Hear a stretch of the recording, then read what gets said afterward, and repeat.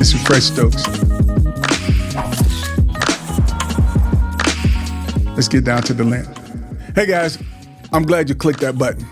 Joining us here, I am Fresh Stokes, your unofficial Lint Brother. And I'm so glad that you clicked the button and you're back with us just to tune in again. Like I said, we're going to be talking about some issues that truly impact men's lives and having guests and different things that we can talk about to help move the dial in a positive way. And in my world, being a former football player, I like to say just continue to move that ball down the field so you can score and win the game. And in this case, we want to win the game of life.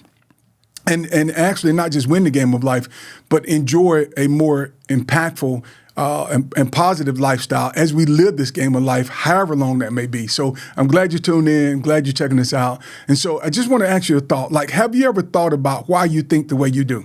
Right, as a man, why you respond the way you do, why you think the way you do, what's controlling our actions or our reactions to society and to the things we face? And I would say one of those things is the suicidal norms of masculinity for a man. It's one of the things that I say with our Lint Brother, that life we never tell, is that we've been lied to. Yes, we've been lied to.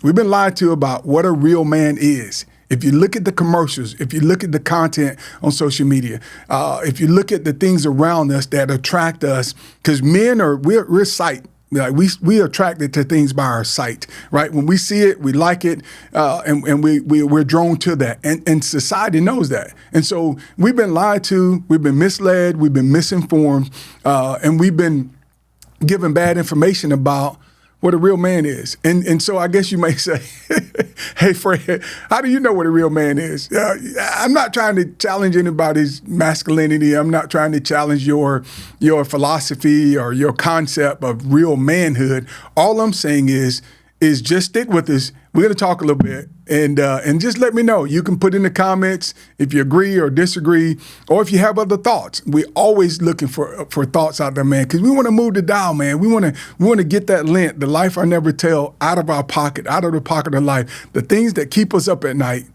or keep us preoccupied during the day. That's what we talk about. And a lint issue can be anything. Matter of fact, I'm going to ask you to do something. Reach in the pocket of your jeans or your khakis or whatever shorts if you have on. Just reach in your pocket, pull all those contents out of your pocket, and see if there's any lint, like real bona fide lint in your pocket.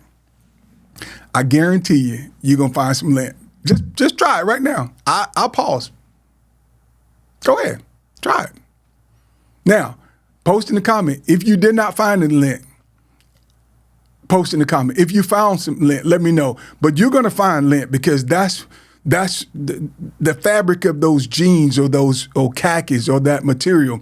Why is that lint there? Because it's a part of that fabric. It's a process of you rubbing your hand in and out of your pocket, reaching in and grabbing your keys, reaching in and grabbing funds, reaching in and grabbing your change or your credit cards or whatever. You're just reaching in and you're rubbing against that material, and it creates that lint, and it just filters to the bottom of your pocket.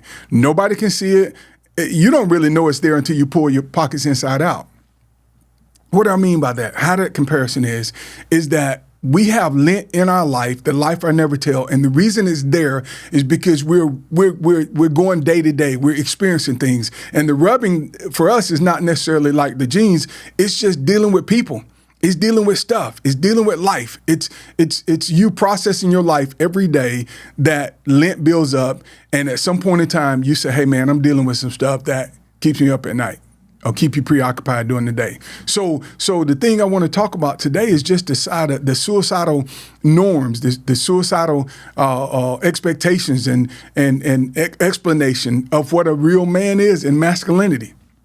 So that said, just a little bit of backstory of me, man. I mentioned before how I played in the NFL for 10 years, played with 3 different teams. The Redskins, they Redskins then, they're the Commanders now, but the Rams and the New Orleans Saints. I played defensive end there. But And then I shared, if you want to go back, look at our previous podcast, I talked about in pretty good detail about my encounter with death by suicide. Like, I was there, man. I was on my way to do it.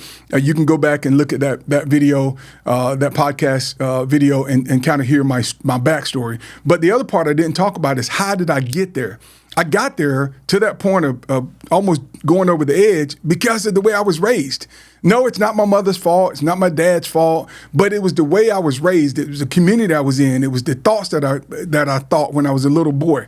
And so if you had a father growing up, if you did not have your father growing up, if you were raised with a grandfather or uncle or someone, there are things that happen in your life that contributed to how you got here and the way you look at society. And what I'm saying this is, guys, is that in society, boys are taught certain things. Boys are taught to shy away from their true emotions, right? And girls are taught to embrace their true emotions. I remember I had a guy, as I was sharing this with, there was a guy talking to me, and I was doing a training session and talking about Lint Brother, and the guy told me, he was emotional about it. He said, Fred, what you're saying is true as I know it. The guy I've got 3 boys, but that guy that spoke to me, he had a son and his daughter.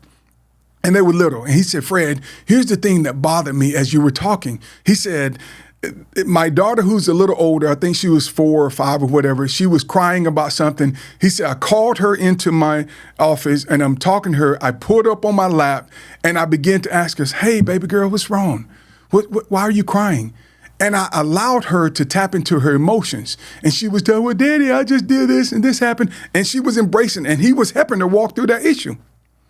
And then he said, Fred, my son, same issue, same thing going on. He's younger. He should have had an opportunity to share his real emotions. But when he was crying, the first thing I said to him, and some of you guys already know because it's happened to you, and you've probably already done it to your own kids. When his son came around the corner, he said, why are you crying? What's wrong with you?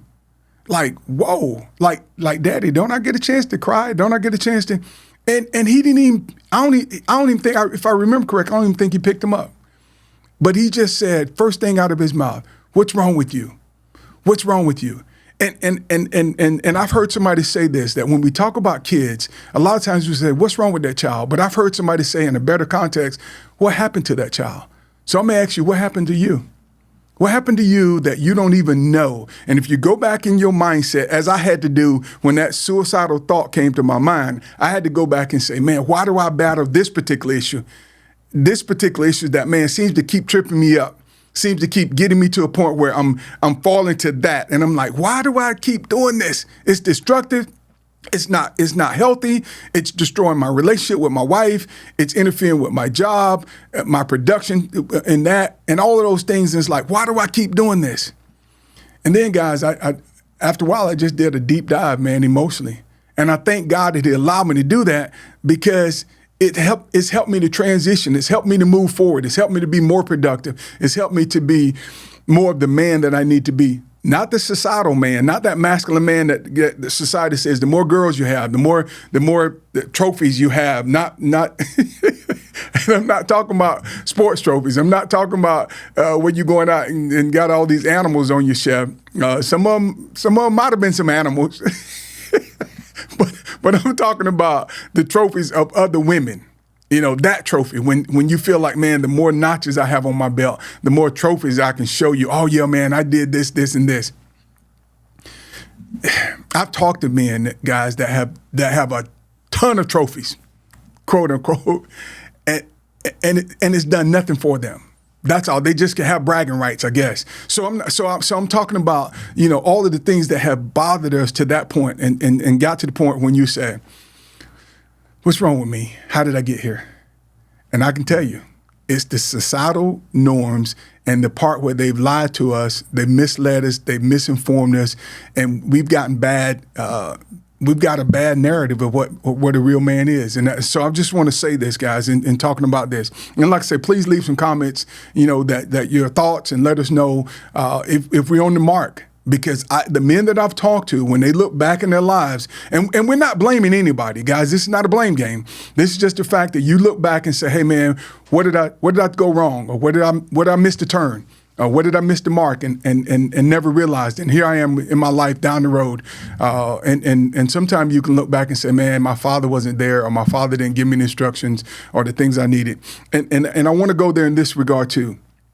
There are men out there, and you may be one of them. And again, I'm not trying to get you to be emotional. I'm not trying to get you to do some whole psychological mind trick on you. All I'm saying is this episode is talking about the suicidal norms and the misinformation, but there's some men out there who have never, ever heard their father say, I love you. There's some men out there who have never had their father give them a hug and say, son, I'm proud of you. And there's some men out there who have never heard their father say, you're good at something, whatever that is. I've got 3 boys, and I intentionally, when they were small and growing up and going through those formative years, to make sure, because of the information I'm sharing today, to say, guys, I'm proud of you. I'm proud of the fact that you're doing this. I've even told them I'm proud of the fact that I'm your dad without any accomplishments at all. I'm just proud that God allowed me to be your father, and I can be a part of the journey of your life. And I've hugged them, and I've kissed them on the forehead. When they were little, I used to kiss them in the mouth. Here, close your mouth, and I kiss them right in the mouth, and just say, Daddy loves you. Squeeze, give them big squeeze. And I remember my boys telling my wife that they weren't comfortable with that as they begin to get older, man, as they, 4, 5, 6, 9, 10, 11, those years. And then they start thinking, it's uncomfortable. But I ended up talking to my boys after my wife told me. I said, hey guys, y'all come downstairs, let me talk to you. And my boys were looking at me like, okay, did we do something wrong? And I'm like, nah, guys, y'all, nothing's wrong. Daddy just wants to know, mommy said that you guys are not comfortable with me kissing you guys on the mouth. And they look like, Mom, why? And I just said, listen, guys, I love y'all. And I began to explain to my sons that their granddad, who now at that time they had a relationship with, and I began to tell them, guys, I've never had my granddaddy, your granddaddy, my dad, hug me like that. I've never had my dad pick me up and put me on his shoulders. I've never experienced that. I don't know what that feels like. And maybe some of you guys don't. And again, I'm not trying to get you to be all gooey and emotional. I'm just talking about getting down to the lint in the bottom of your pocket. Some of the things that is the origin of, man, why have I tried to walk in this way of society that says I've got to have trophies? Yeah, I've got to have those kills. I've got to do the, drinking up the town and shooting up the town and doing all those things. And I told my boys, when I finished telling them that, man, I was about emotional and saying, I've never had that. I don't know what it feels like for a man to pick me up, put me on his back, squeeze me and tell me he loved me, not from my dad. I'm just saying, guys, it's something to think about. Begin to try to go back in your own life and retrace the steps and say, why do I think this way? Why do I respond to women this way? Why do I respond to life this way? It could be that you bought into the lie. It could be that you haven't taken a deep enough dive into your past to see, where do I turn? Where did I go wrong? That's all I'm saying, guys. Listen, again, this is not a psychological trip. This is not to really get into your emotional psyche to say, hey, Fred's trying to analyze me. All I'm saying is, let's get down to the lint. The life I never tell, so that my life can be better. I can be a better husband. I can be a better father. I can be a better leader in my community. That's all I'm saying. Just think about it, guys. I appreciate you tuning in and checking us out and listening. Like I say, leave a comment, leave suggestions. Talk about some other things, or put in the comments some other things that we can talk about.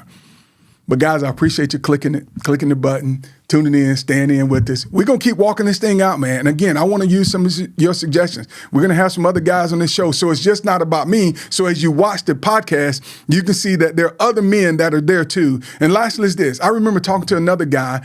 He's a Lint Brother to me. We'll talk about some of those later to explain the Lint Brother list. But I remember talking to a guy. He said, Fred, it's like being in the military. And some of you guys have been in the military. And if you have, thank you for your service. Thank you for your dedication, your commitment to serve our country and put your life on the line. I appreciate that. Thank you so much. But he said, Fred, it's like being in a foxhole, man, and there's a battle going on. There's bombs dropping, there's bullets going off. It's fire, it's consistent fire. He said, then all of a sudden it gets quiet and it gets dark and you're into the night and you're in that foxhole by yourself. And you're scared to shout out, because you're thinking, I don't want to compromise my position. Think about that, guys. The other men don't want to compromise their position because they think they're by themselves. But then he said, Fred, you get enough nerve and you cry out in the middle of the darkness and you say, hey, is anybody out there? Anybody else out there? And he's going to take a chance. And he said, all of a sudden you hear, yeah, Lieutenant Johnson, or it's Captain Williams, or it's First Sergeant White. And then you realize at that moment, I'm not by myself. Like I've got other comrades to help me fight this battle. I'm in the darkness. I'm in this foxhole, but I'm not by myself. And guys, we just want you to realize through this podcast that you're not by yourself. You're not walking through this by yourself. You don't have to do this by yourself. And understand that you can live a different life, a better life.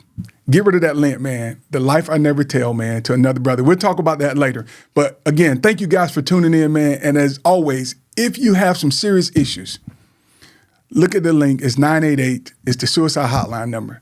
Please click that number, dial that number, and get the help that you so need. God bless you guys. I'll see y'all next time on the Lint Brother Show. This is your unofficial Lint Brother, Fred Stokes.